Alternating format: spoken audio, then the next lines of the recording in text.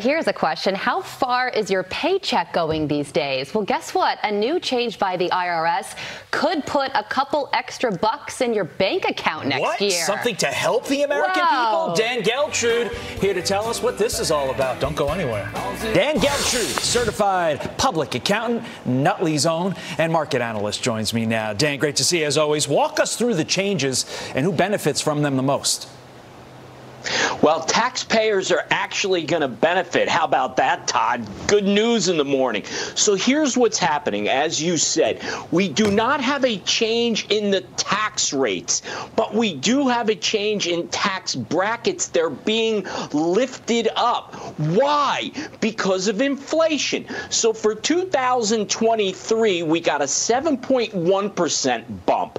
In 2024, inflation has come down a little bit. It'll be 5.4%. How does that work? It means in order to move to the next bracket, which means you start to pay more taxes, your compensation or your taxable income would have to go up 5.4%. So it's a little bit of relief for people out there, and we could certainly use it, that's for sure. So presuming that your paycheck is going to stay the same 23 to 24, you're not going to have as much money taken out of that paycheck when you get your first paycheck in 24. Is basically that what we're saying? Yes, it is. More money in our pocket, Todd. Awesome. So that's the good. Now let's go to the bad and the ugly all in one. Global debt hits $97 trillion. That's an unfathomable number. We almost ran out of zeros on the graphic, and that is a 40% increase from 2019. So how much do we account for that, we being the United States of America? Well, actually $33.9 trillion of that world debt, and it continues to rise, as you see right there on your screen. That is more than the next three highest countries combined. So, Dan, what does this mean for the average American? This number, $97 trillion is so unfathomable. If I'm sitting here watching this, I'm an average American. What does that mean to me?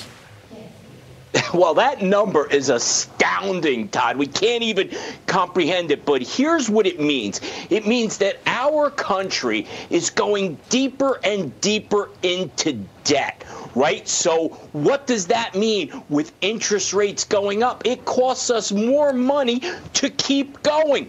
Where does the U.S. government get its money? Well, really two places. One, us, the taxpayers, which means the potential for higher taxes for all of us. And number two, we start printing more money. When you're printing more money, guess what happens? More inflation. So either way, this is bad news for U.S. taxpayers. Okay, but Dan, we always say our grandkids are going to have to pay the bill on this. But what does that actually mean? I mean, that's a cute little phrase. But does that actually mean they will have to ultimately pay the bill with higher taxes and perpetual inflation? Like, what does that mean? Well, it means that, but the even bigger picture here, Todd, is we're talking about like financial Armageddon, a complete meltdown of the financial system because the debt just gets too heavy in order to pay it back. Listen, when you're talking about a potential financial meltdown of that size, that's way more dangerous to us than the melting ice caps. So we really need to keep our eye on the ball here. We need to get spending under control. What the U.S. Congress and past administrations and this administration have been doing in terms of spending, Todd, is criminal. Criminal. Okay, but how much longer can the world go on like this before this debt bubble bursts?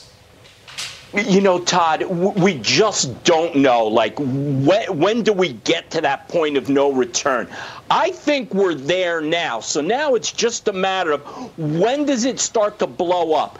And that starts to happen when you start to miss your payments, meaning default. We talk about this all the time with Congress. Are we going to have enough money to be able to pay our bills? Once we get to the point where we just can't pay our bills, that's when the problem really hits us. And there are a lot of consequences that stem from that. A lower debt rating, which means higher interest rates. And there's always that concern that the American dollar is no longer going to be the world's currency. All these factors could come together and make it really, really tough to live in this country, more so than it is right now. Still the greatest country in the world. Dan Geltrude, still an Italian. He talks with his hands. So you had two of them on your screen. You're welcome, America. Dan. Have a great 2024. We appreciate it.